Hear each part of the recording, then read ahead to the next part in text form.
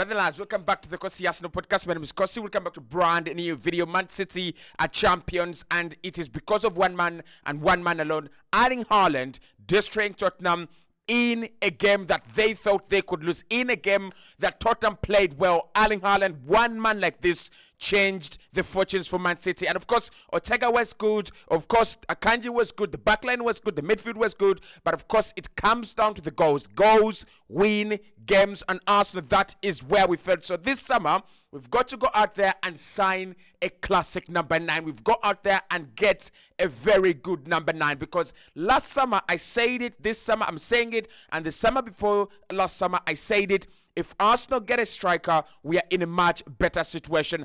Erling Haaland has just proven me right that if you have a prolific goal scorer, you will win titles, because goals win games and defenses win titles. But you cannot win titles without winning games. It's as simple as that. And Manchester City, through Pep Guardiola, they have seen that. They have got rid of Gyokeres Jesus. They've got rid of all these guys that are mediocres in front of goal, and they have signed Erling Haaland, and that has been the difference. So Victor Gyokeres, Alexander Isak, Victor Osimhen. You know what? I don't even want Alexander Isak anymore, because he is not your out-and-out number 9. He's not your out-and-out prolific striker. I want Victor Gyokeres. I want Victor Osimhen.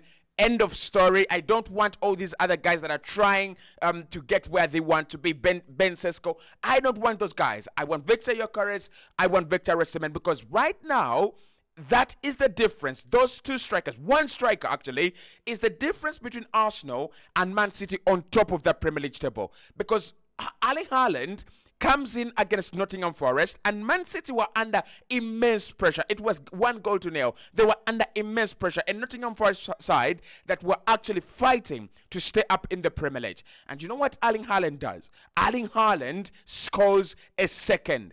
Erling Haaland takes away the pressure. Erling Haaland takes away the game from the reach of Nottingham Forest, and that game was won comfortably. But of course, when you go back and rewatch Nottingham Forest versus Man City, it wasn't a comfortable game. You know, Chris Wood missing chances, Callum Hudson-Odoi missing chances, Morgan Gibbs-White missing chances.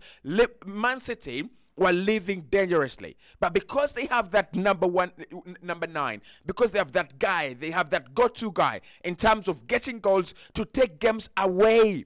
Today, this guy has not missed a penalty in a very long time, and that is your prolific number 9. That's your prolific goal getter. He gets the goals, and goals win games, and winning games wins you the title. So for me, for this video, we just talk about Haaland, and we just talk about our need for a striker. One of the reasons that's why we're not walking away with the title is the first half of the campaign. Yes, we have been really miraculous. We have been glamorous. We have been glaring in the second part of the campaign, winning 18 games out of possible 16 games out of possible 18. That is beautiful. But sorry, the league is not won in the last part of the campaign only. The league is won by picking up points in both the first half of the campaign and the second part of the campaign.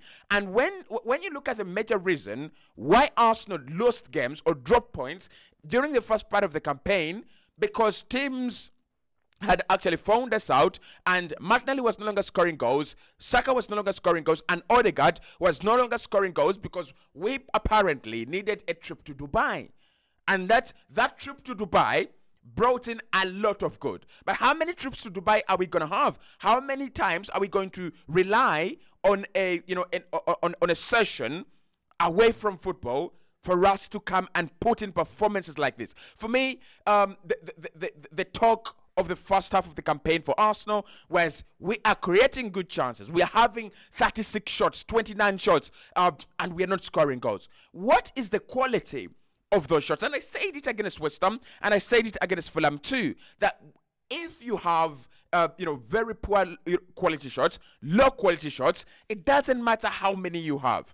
It happened with Spurs yesterday. They had more chances, more shots than Man City in that game, and they had more opportunities on goal than Man City in that game, but Man City were clinical, and Man City had very good chances.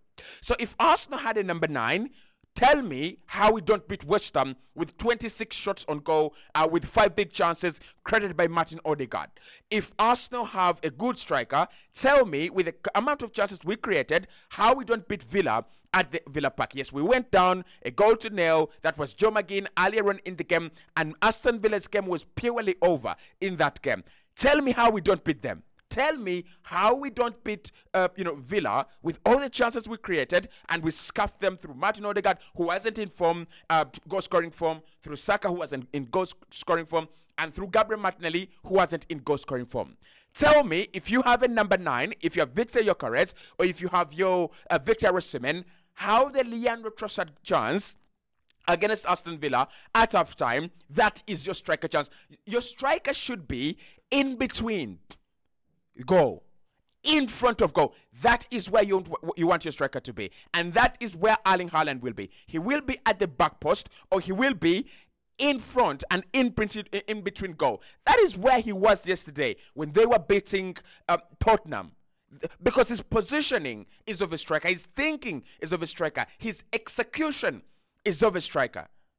And that is what Arsenal do not have. And I'm tired and I'm bored of people coming, out on social media justifying why we don't need a striker because we're scoring many goals, across the pitch. That was not happening in the first part of the campaign. It was only Saka turning up, and due to that, we lost the Aston Villa game. We have created many chances. West Ham created many chances, we lost. And at home against Fulham, created many chances and dropped points.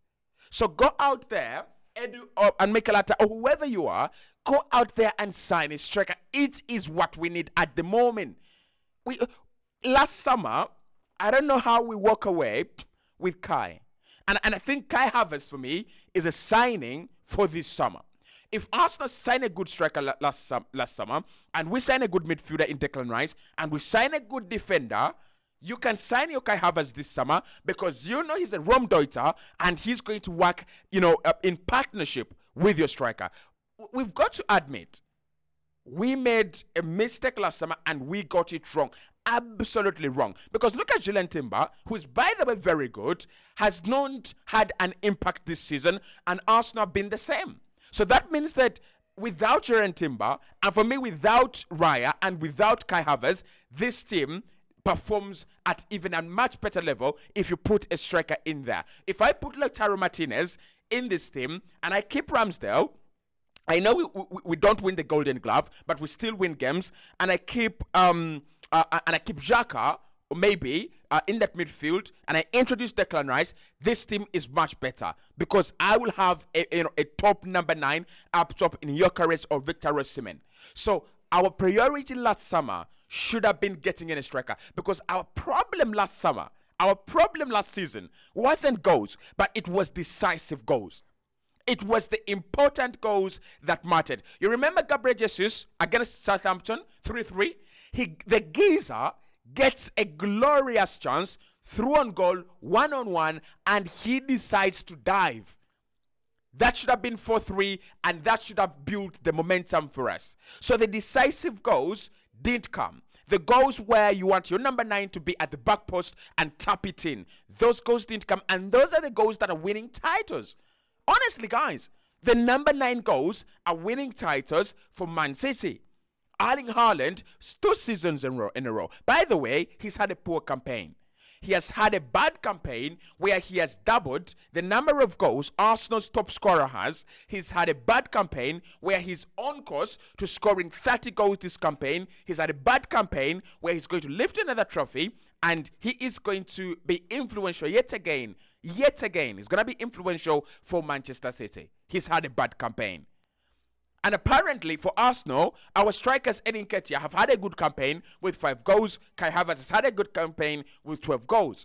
And Jesus has had a good campaign with 4 goals. No, man, it doesn't make any sense. It doesn't make any sense. We should have signed a striker. We should have looked at that Erling Haaland move. You know when you're playing chess, right? When you're playing chess and you're trying to protect your king, right? But then someone is using their queen across the board. That Erling Haaland, is a joker. Erling Haaland is a queen. It's a queen move in chess. And the moment someone is marauding with their queen, you've got to kill the queen. Otherwise, your king is dead. Your king is gone. It's a checkmate. And Haaland, as long as he exists in this league, as long as Arsenal do not have a striker, he is a checkmate for every single season. He's a checkmate for every single season. This guy is a bloody joke. You can't compare the goals of Odegaard, Saka, Havertz, and Odegaard and Trossard to this freak. This guy is scoring 30 goals. Trossard is scoring 10. Kai Havertz is scoring 10. Saka is scoring 10. So literally, Arsenal need to combine all their front three to match up with Erling Haaland. Are you really going to win the title with that kind of quality? You're against. And of course, you have Kevin De Bruyne. You have You have the best player this season, by the way, who is Phil Foden. Then you have Jeremy Doku, who's just picking up, and the likes of Josko Gvardiol. So we've got to agree, and we've got to be realistic. A striker is a necessity. A striker is a needs must for Arsenal this summer. We can't fail. We cannot fail. Alexander Isak should be off. Alexander Isak should be off the list of strikers Arsenal are looking at. Don't even think about him. Because you know why Alexander Isak should be off? We are not looking for an entertainer. Listen, we have enough of those. Like, if we want entertainment, we'll bring on Gabriel Martinelli. He's better than Alexander Isak in 1v1 and directness and sharpness. We don't want a versatile guy. We want a number 9 that is going to position himself in the penalty area when the key moment comes, and he's going to bury that chance. We want a guy that is going to go to the back post and tap it in. We want a guy that is going to make Martin Odegaard one of the best creative players in the Premier League.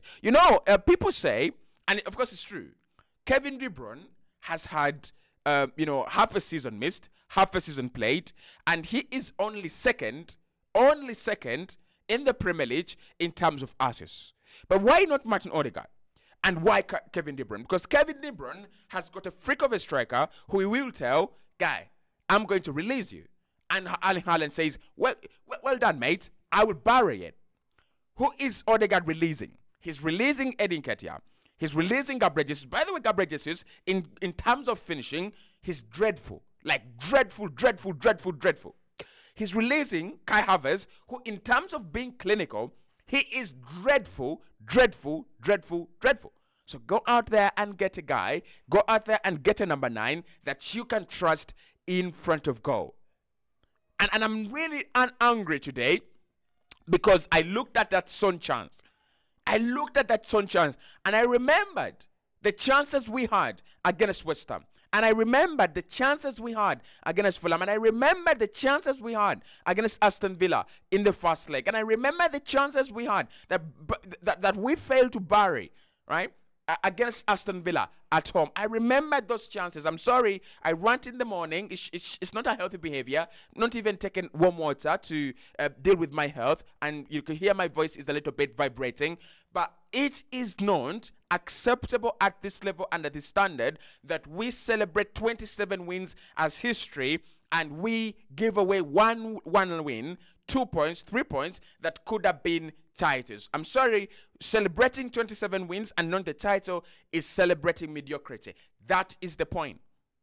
It is celebrating mediocrity. And we walk away from another season without any trophies. No trophies at all. But we have made history by going 27 games, unbeaten and just wins. Next season, we shall go 28.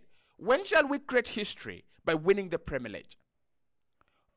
1-2 mistakes from the previous summer have cost us the league. Me, I am not going to cover up. I am not going to cover up for anyone. I'm not going to cover up for the club. 1-2 mistakes from last summer have cost us the league. If we were not sure Xhaka was ready to be replaced, we shouldn't have replaced him. If we were not sure we were going to get a good number 9 in the summer, don't sign Kai Havertz. Try out something else. Don't sign him. Because for me, 65 million for Kai, 28 million for Raya, and 40 million for Julian Timber, that would have brought in a good striker. And Arsenal would have been in a much better position because last season, what was our problem?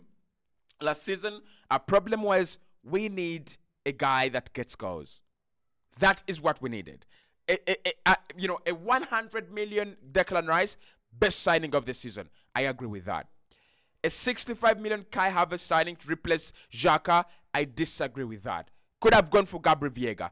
Could have gone for Julian Brandt. They would have done the same job as Granit Xhaka. So, mistakes from last summer have come to bite us again. But this summer, I hope Mikel Arteta can see, I hope Edu can see that if you don't have your goal getter, in games that matter, you will crumble. In games that matter, like, look at Tottenham. I'm even ashamed, I'm even embarrassed to say that Tottenham played better than us, both home and away, against Man City. I'm embarrassed to say that, and I'm ashamed to say that. They played and they've had the guts to go against a well-oiled machine. And if they had Hurricane in any of those games, if they had Hurricane yesterday, listen what I'm saying, stupid things, but if they had Hurricane last night, they win that game. If that chance falls to Hurricane, he buries it. If the chances they created fall to Hurricane, he buries them. But why don't we have our own Hurricane? Why don't we have our own striker? So for me, it's needs must. It's needs must that a striker comes in.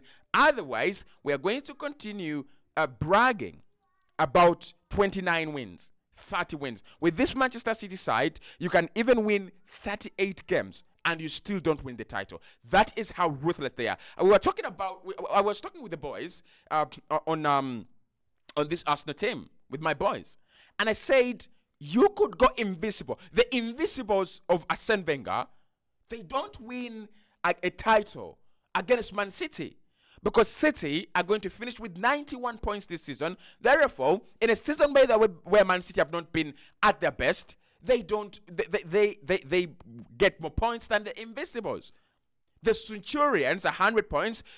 Even they were beaten. They were not unbeaten, right? They were beaten. But the Centurions in that season, they win the title over Arsene Wenger's 90 point unbeaten invisibles. Although the Centurions,